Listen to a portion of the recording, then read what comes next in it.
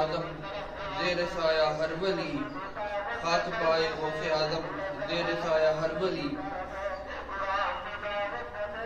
अल्लाह जल्ल शानहू का बेपाया फज़ल व करम है जिसने हमें जुम्मे की मुक़द्दस घड़ियाँ नसीब फरमाई। महबूब करीम सल्लल्लाहु अलैहि वसल्लम ने इरशाद फरमाया, तुम्हारे दिनों में सबसे बेहतरीन दिन जुम्मे का दिन है, लिहाजा इसमें कसरत के साथ मुझ पर दरूद पाक पढ़ा करो कि बेशक तुम्हारा दरूद पढ़ना मुझ तक पहुँचाया जाता है। महीना जमात सानी का शुरू हो चुका, बहुत ही बरकतों वाला महीना। महबूब कायनात हबीब रब्बुल आलमीन हज़रत मुहम्मद मुस्तफ़ा अहमद मुज्तबा सल्लल्लाहु अलैहि वसल्लम की खुशियों का महीना। ये वो महीना कि जिस महीने में ताजदार अरब व अजम ने भी खुशियाँ मनाई। इस महीने की 20 तारीख को सैयदा तैयबा ताहिरा ज़किया आबिदा ज़ाहिदा सालिहा शाकिरा जितने भी अलक़ाबात बोले जाएं वो तमाम के तमाम ज़ीनत पाते हैं उस हस्ती की वजह से। सुभान अल्लाह। अगर नमाज को देखा जाए तो नमाज को ज़ीनत अता करने वाली भी यही हस्तियां हैं। रोज़े को, तहज्जुद गुजारी को, क़यामुल लैल को, अल्लाह रब्बुल आलमीन की इबादत का हक सही तौर पर किस तरह अदा किया जा सकता है, ये इंसान को बताने वाली यही हस्तियां हैं जिनमें ख़ुसूसी तौर पर 20 जमात सानी मेरी मुराद बिन्त रसूलुल्लाह हज़रत सैयदा कायनात खातून जन्नत जनाब फातिमा ज़हरा सलामुल्लाह अलैहा की जात गिरामी है। सुभान अल्लाह। उसके बाद इस महीने की 22 तारीख को यार गार यार मज़ार अफ़ज़लुल बशर बादल अंबिया हज़रत सैयदना अबू बकर सिद्दीक़ रज़ी अल्लाह ताला अन्हु का यौम विसाल है। 20 जमात सानी को खातून जन्नत का यौम विलादत है। 22 जमात सानी को सैयदना सिद्दीक़ अकबर रज़ी अल्लाह ताला अन्हु का यौम विसाल है। उसके अलावा इस महीने की ख़ास तौर पे चिश्तियों के लिए ये महीना, गोलड़वी हजरात के लिए ये महीना सुभान अल्लाह बड़ी ही मुसर्रतों का हामिल है, अहमियत रखता है। इस महीने की 2 तारीख को हज़रत सैयदना गुलाम मुहय्यिद्दीन गिलानी अल मारूफ हज़रत बाबूजी सरकार रज़ी अल्लाह ताला अन्हु का उससे पाक मुनक्किद होता है। सुभान अल्लाह। हर साल गोलरा शरीफ में 2 और 3 जमात सानी को हज़रत बाबूजी साहब रहमतुल्लाह ताला अलैह का उससे पाक मनाया जाता है।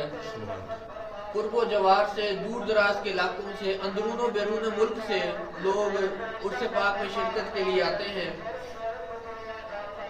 हज़रत पीर सैयद गुलाम मुहय्यिद्दीन गिलानी रहमतुल्लाह ताला अलैह आपका सिलसिला नसब 26 वास्तों से 26 अशखास के जरिए हज़रत सैयदना गौसे आज़म दस्तगीर रज़ी अल्लाह ताला अन्हु तक जा पहुँचता है। और इसी तरह आगे चलते हुए 37 वास्तों से 26 वास्तों से हुज़ूर गौसे आज़म दस्तगीर रज़ी अल्लाह ताला अन्हु तक और 37 वास्तों से हज़रत सैयदना इमाम हसन अलैहिस्सलाम तक जहाँ पहुँचता है। सुभान अल्लाह। आप नजीबुत्तरफ़ैन सैयद थे, आपने परवरिश पाई क़िबला आलम मामूर मिन रसूल फातिह कादियानियत ताजदार गोलरा आला हज़रत सैयदना पीर मेहर अली शाह रज़ी अल्लाह ताला अन्हु की तरबियत में। सुभान अल्लाह। हज़रत आला हज़रत सैयदना पीर मेहर अली शाह रज़ी अल्लाह ताला अन्हु को अल्लाह रब्बुल आलमीन ने निकाह के 10 साल बाद बेटे की दौलत से नवाजा, बेटे की नेमत अता फरमाई। जिस वक्त खादिमा आई आके अर्ज करने लगी, हजरत आपको मुबारक हो। आप रहमतुल्लाह ताला अलैह अल्लाह रब्बुल आलमीन के जिक्र में मशगूल थे। आप रहमतुल्लाह अलैह ने पूछा क्या बात है, अल्लाह मिल गया? उसने कहा नहीं हुजूर, अल्लाह तो नहीं मिला, लेकिन अल्लाह ने आपके घर में एक बेटा अता फरमाया है।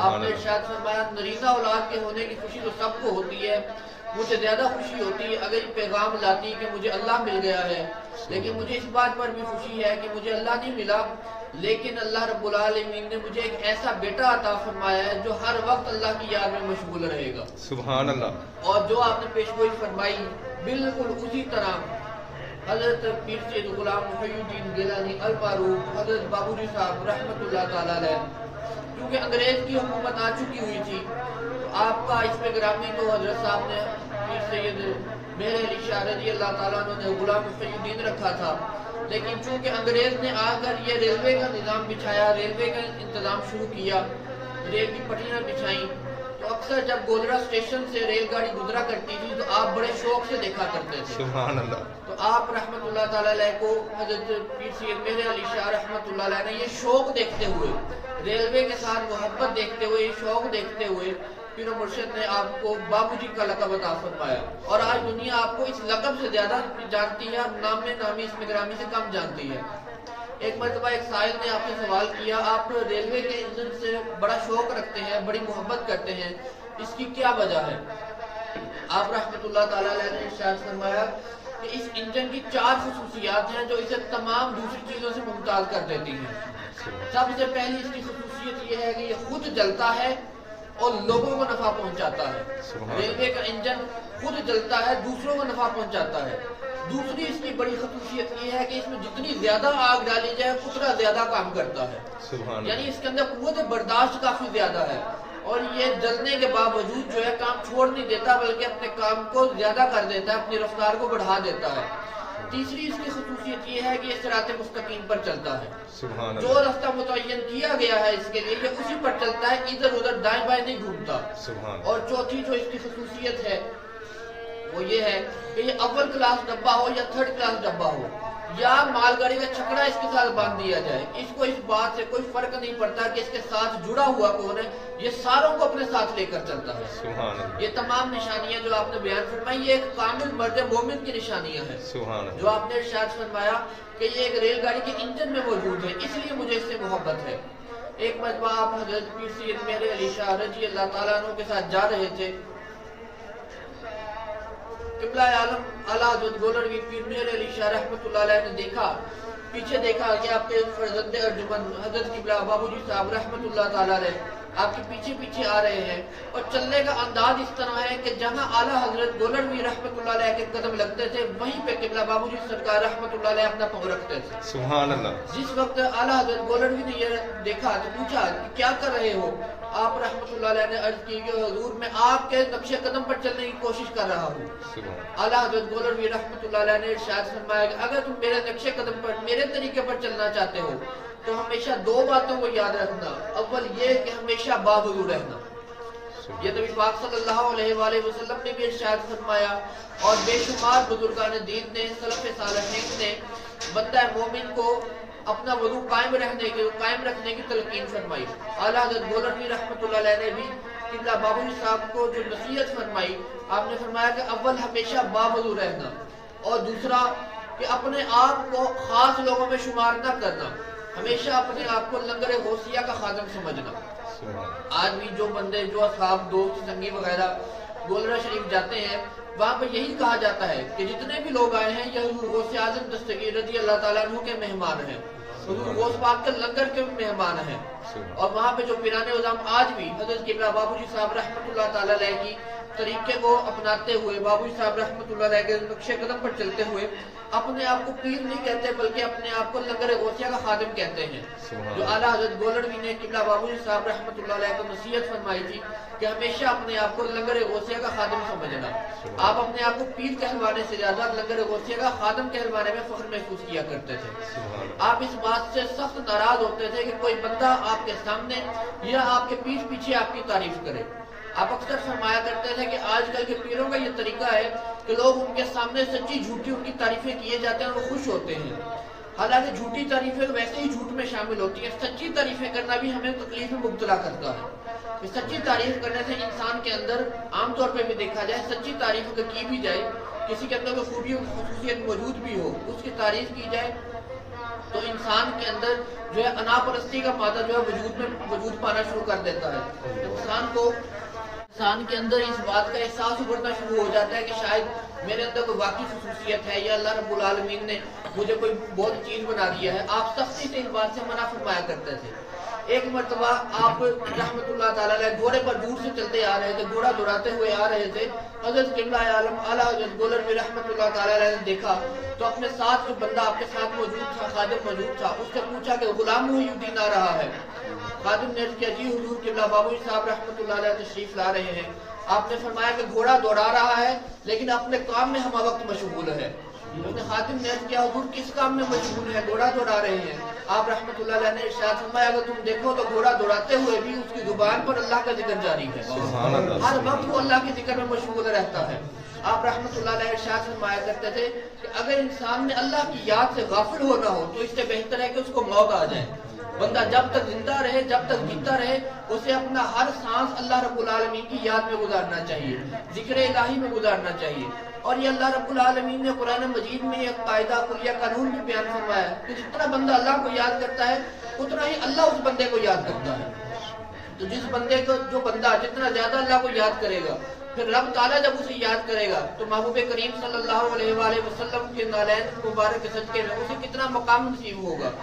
آپ رحمت اللہ تعالیٰ علیہ اعلیٰ حضرت گولروی رحمت اللہ تعالیٰ علیہ کے وصال کے بعد ایک سید صاحب جو مدینہ المنورہ کے وہ مسجد کمیٹی میں, مسجد نبوی شریف کی کمیٹی میں بھی شامل تھے, ایک خاص مقام رکھا کرتے تھے. مدنی صاحب مشہور تھے. آپ رحمت اللہ تعالیٰ علیہ کے اعلیٰ حضرت گولروی کی زیارت اور بیعت کے لیے گولرا شریف حاضر ہوئے. جس وقت آپ گولرا شریف حاضر ہوئے تو متعلقین نے, خادمین نے آپ کو بتایا کہ اعلیٰ حضرت گولروی رحمت اللہ علیہ ابھی کچھ ہی دن ہوئے کہ وصال فرما گئے ہیں, پردہ فرما گئے ہیں. آپ بڑے رنج میں مبتلا تھے, کمرہ آپ کو دے دیا گیا, آپ کمرے میں چلے گئے.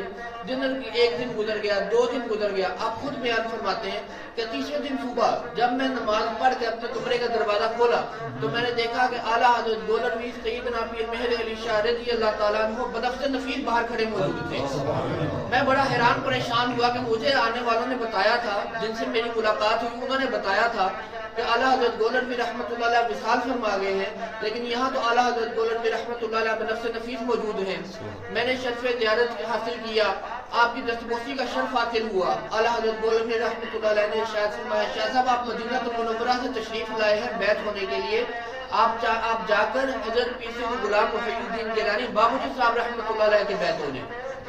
ان کا اور میرا ایک ہی بات ہے, جو بندہ ان کے ہاتھ پر بیعت ہوتا ہے وہ میرے ہاتھ پر بیعت ہوتا ہے.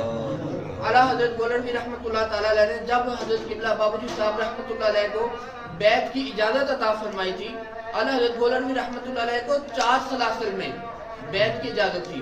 آپ کو اپنے سلسلہ عالیہ قادریہ جدیہ جو آپ کے آبا و اجداد سے سلسلہ چلتا آ رہا تھا اس میں بھی خلافت کی اجازت موجود تھی آپ کے پاس. اس کے علاوہ سلسلہ چشتیہ نظامیہ میں حضرت سیال حضرت خواجہ شمس الدین سیال رحمت اللہ تعالیٰ علیہ سے بھی آپ کو اجازت و خلافت حاصل تھی. اس کے علاوہ ایک مرتبہ سفر حج کے دوران حضرت مولانا امداد اللہ مہاجر مکی رحمت اللہ علیہ جو چشتیہ صابریہ سلسلے کے بزرگ تھے, انہوں نے بھی اپنا فخر محسوس کرتے ہوئے اعلیٰ حضرت گولروی رحمت اللہ علیہ کو بیعت و اجازت کی سند عطا فرمائی تھی. اس کے علاوہ اعلیٰ حضرت گولروی کو سلسلہ رفاعیہ میں بھی سلسلے بڑھانے کی بیعت کی اجازت موجود تھی, لیکن آپ رحمت اللہ تعالیٰ علیہ اپنے پیر و مرشد کے طریقے کے مطابق سلسلہ عالیہ چشتیہ نظامیہ سیالویہ میں جو حضرت خواجہ شمس الدین سیالوی رحمت اللہ تعالیٰ علیہ نے آپ کو وظائف بتائے تھے, جو طریقہ بتایا تھا اس کے مطابق آپ لوگوں کو بیعت کیا کرتے تھے. ایک مرتبہ جب اعلیٰ حضرت گولروی رحمت اللہ تعالیٰ علیہ نے حضرت قبلہ بابوجی صاحب رحمت اللہ علیہ کو اجازت عطا فرمائی کہ جب کوئی بندہ آپ کے پاس حاضر ہوا کرے بیعت کے لیے تو اسے بیعت کر لیا کرے.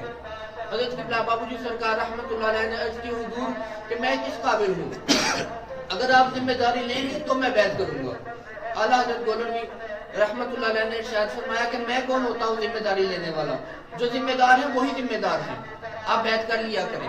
بابوجی صاحب رحمت اللہ تعالیٰ علیہ کو موقع ملا, آپ نے پھر ہاتھ جوڑ کے دست بستہ عرض کی حضور اگر آپ ذمہ داری نہیں اٹھا سکتے, آپ اپنے آپ کو بیچارہ کہہ رہے ہیں, تو میری بیچارگی کا عالم آپ خود سوچ لیں.